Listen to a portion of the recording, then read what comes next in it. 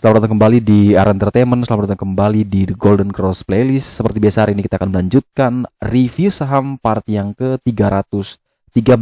Namun sebelumnya bagi teman-teman yang mungkin belum subscribe channel YouTube ini, sekali lagi jangan lupa tekan tombol subscribe, nyalakan lonceng notifikasinya, agar teman-teman tidak pernah ketinggalan informasi-informasi terbaru dari channel ini. Di part yang ke-313 kali ini kita akan mereview kurang lebih ada 6 saham, di mana saham Elpin, BCTM, Mcor, Power, SMRA, dan IPTV, di mana ada beberapa saham yang dipilih dari teman-teman yang komen, kebetulan cuma 3. Sisanya adalah saham-saham yang menurut saya pribadi dekat dengan support-support pentingnya.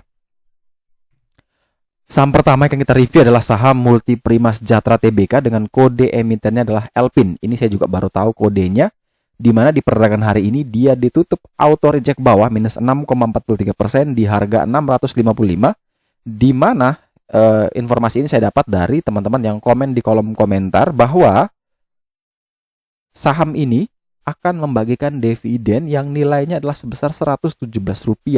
Dan menurut saya itu besar sekali ya. Di harga 655 dengan dividen sebesar 117 itu yieldnya masih sekitar 17% loh. Pasti banyak yang tertarik. Dan kemudian saya mengamati, ternyata perusahaan ini sangat luar biasa ya. Dia EPS, earning per share di tahun 2020 berdasarkan data RTI itu 16. Tapi dia bisa bagi sampai DPS-nya, dividen per share-nya sampai 117. Artinya payout ratio-nya 731%. Sangat luar biasa, baginya sangat banyak sekali sampai melewati dari batas amannya. Dalam artian apa? Ya kalaunya yang bagusnya adalah paling mentok-mentok lah 100% lah dibagi. Semua keuntungan dibagi lagi kepada pemegang saham. Tapi lebih bagus lagi kalau bisa cuma 30%. Biasanya itu sudah bagus. Karena sisanya harusnya perusahaan bisa manfaatkan untuk jadi return earning, laba ditahan. Kemudian untuk dipakai jadi working capital lagi di periode berikutnya. Jadi dia bisa putar lagi, bisa menghasilkan keuntungan yang lebih besar. Akhirnya valuasinya naik dan akhirnya ya harga saham pasti akan mengikuti. Tapi ketika dia sudah bagi sebanyak ini, mengingatkan saya pada satu saham juga, yaitu MPMX. Ketika dia di harga 1.400, itu dividen yield-nya itu masih 15%, kalau tidak salah saya ingat. Dan di situ dia mulai sideways cukup lama. Dan orang masih berlomba-lomba masuk karena masih belum ex-date.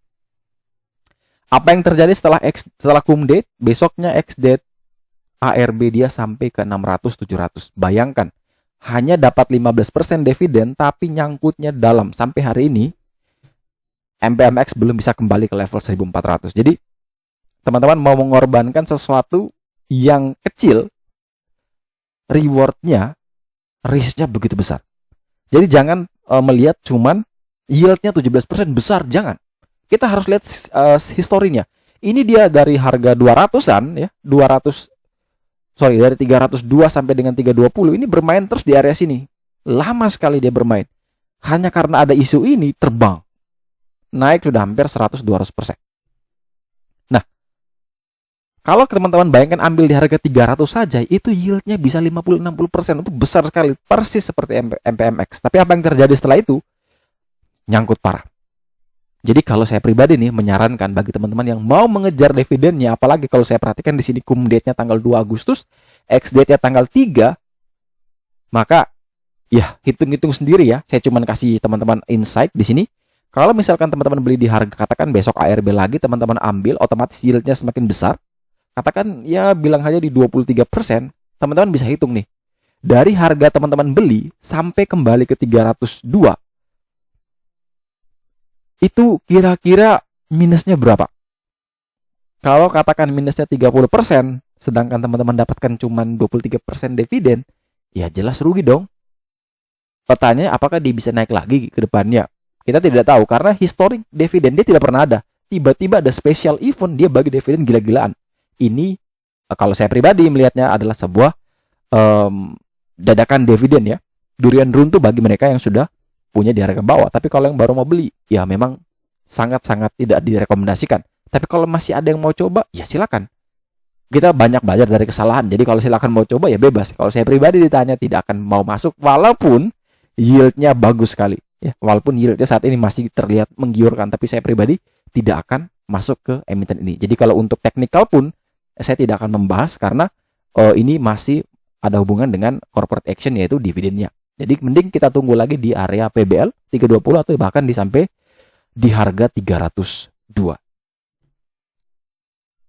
Selanjutnya kita punya saham BJTM, Bank Pembangunan Daerah Jawa Timur, di mana di perdagangan hari ini ditutup naik tipis 0,72% di harga 695. Kalau kita perhatikan bahwa di perdagangan hari ini ada kurang lebih 8,5 miliar yang diperdagangkan secara nominal. Dan kalau saya perhatikan dari broker summary memang masih belum ada tanda-tanda yang menarik ya. Walaupun di level saat ini adalah level yang sangat tipis sekali. Ke PBL di 680, tapi ke PBH 710 itu jaraknya tipis-tipis. Jadi mau ambil tunggu breakout boleh, mau dekat support juga boleh. Tapi kalau kita balik lagi seperti yang sudah saya jelaskan bahwa emiten ini di harga saat ini itu menurut saya pribadi ya masuk ke kategori yang layak untuk teman-teman mulai cicil beli karena ya sekali lagi dividennya besar ya. Di harga saat ini dividen yield yang dihasilkan adalah sekitar 7,03% dengan asumsi dividennya sama ya. Apalagi kalau kita tahu bahwa emiten ini walaupun di saat krisis seperti ini nilai EPS itu selalu meningkat dari tahun ke tahun. Luar biasa. Jadi pandemi pun di saat yang lain kolaps, bank-bank besar juga turun, dia masih tetap stabil untuk terus bertumbuh. Dan ini menunjukkan bahwa nanti tahun depan di 2022 dividennya pasti akan meningkat juga. Minimal EPS-nya naik katakan jadi 105, 110, ya otomatis DPS-nya jadi sudah sentuh 50 per lembar saham. Dan itu yield-nya pasti lebih besar lagi kalau teman-teman terus mencicil di harga saat ini. Karena apa? Kalau semakin hari yield-nya naik terus, tapi harga sahamnya tidak naik, otomatis kan dividen yield-nya besar. Nah, ketika dividen yield-nya besar, otomatis teman-teman banyak yang berbondong-bondong untuk membeli. Nah, karena banyak yang berbondong-bondong membeli, ya otomatis harganya naik terus gitu. Jadi kasusnya persis kayak BJBR ya. Saya 2014 masuk, BJBR sampai 2016 kalau tidak salah itu di 800 terus, tidak pernah turun. Tapi ketika yield-nya semakin naik, akhirnya pada satu momentum dia bisa naik bahkan sampai ke 3.000-an. Luar biasa. Nah, itu saya yakin bahwa akan terjadi juga kurang lebih di BJTM. Katakan di 1.000, 1.500 ya mungkin bisa akan terjadi dalam 3-4 tahun ke depan. Jadi manfaatkan momentum untuk teman-teman sekali lagi mencicil BJTM terus-menerus dari bulan ke bulan, dari waktu ke waktu yang mungkin teman-teman ada kelebihan uang, ya mungkin bisa di-riset bahwa BJTM bisa menjadi salah satu sumber passive income. Jadi juga mungkin teman-teman bisa nonton di PITS ya, passive income dari saham yang pertama, dan cuma satu-satunya yaitu di BJTM. Teman-teman bisa nonton lagi asumsi 10 tahun ke depan atau 5 tahun ke depan, kira-kira teman-teman kalau invest di BJTM, teman-teman akan mendapatkan passive income berapa nanti setelah 5 tahun atau 10 tahun. Jadi menurut saya pribadi memang saham-saham seperti ini untuk trading tuh sangat susah ya. Karena tipenya adalah seperti ini, sideways panjang, tiba-tiba kalau mau bagi dividen terbang, tiba-tiba dipom-pom seseorang jadi terbang. Tapi pergerakannya atau apa ya, tidak menarik lah untuk ditradingkan. Tapi kalau untuk diinvest sih menarik. Jadi kalau teman-teman yang mau trading ya bisa beli di harga saat ini, breakout dari 710 juga bisa beli dengan target selanjutnya adalah menuju ke 780. Tapi kalau semakin turun, menurut saya pribadi mending invest semakin turun justru yieldnya semakin tinggi karena dari data keuangan memang masih sangat bagus secara tren atau secara growth-nya. Selanjutnya kita punya saham MCOR ya, di mana saham ini menurut saya menarik sekali, Bank China Construction ya. Ini MCOR di mana ditutup di harga 131, stagnan. PBL di 129, cuman beda 2 poin aja, 2 tik. Dan kalau saya lihat broker summary ini bagus sekali ya, broker summary-nya bagus sekali menurut saya pribadi. Jadi ya kalau teman-teman mau mencoba membeli secara the golden cross teknikalnya juga bagus. Ketika dia bisa kuat dan bertahan di atas atau sama dengan 129, silakan pertimbangkan buy 129 sampai dengan 131 dengan target kenaikan adalah menuju ke 146 ya, dan target jauh menuju ke 200. Tadi ada yang bertanya bank kecil yang mungkin masih bisa naik, ya menurut saya MCOR ya. Ini masih menarik sekali. Semoga ada corporate action lagi karena MCOR ini adalah perusahaan yang sebelumnya kalau tidak salah ada Bank Indonesia namun diambil oleh China Construction Bank ya. Dia ambil alih 60% dan di masyarakat sisa 24%. Apakah dia akan menambah kepemilikan lagi? Kita tidak tahu. Tapi sepertinya kalau misalkan kita lihat dari uh, Board of Commissioner itu semua sudah pakai orang-orang luar ya. Jadi untuk biar mereka terus istilahnya apa ya, menguasai perbankan di negeri ini, ya memang mereka harus nambah kepemilikan gitu. Kalau bisa lebih besar.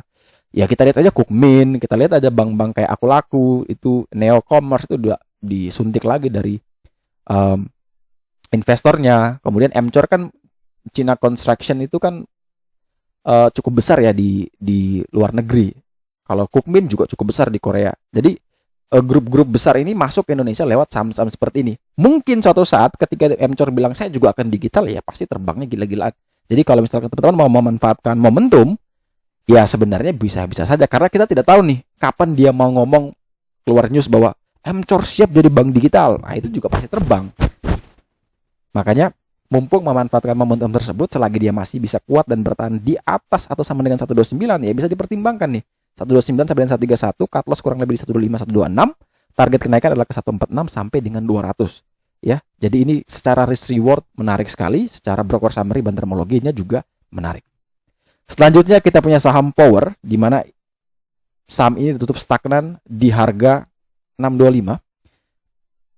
Saham Cikarang Listrindo ini bergerak dengan range yang cukup sempit, 620 sampai dengan 630 dengan nilai turnover kurang lebih 2,9 miliar.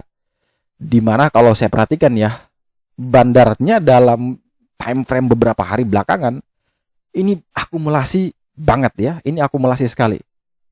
Memang lemot, tapi ini akumulasi sekali. Jadi kalau menurut saya pribadi, saat ini secara teknikal pun memang belum menarik karena dia masih berada di resiko medium, di tengah-tengah.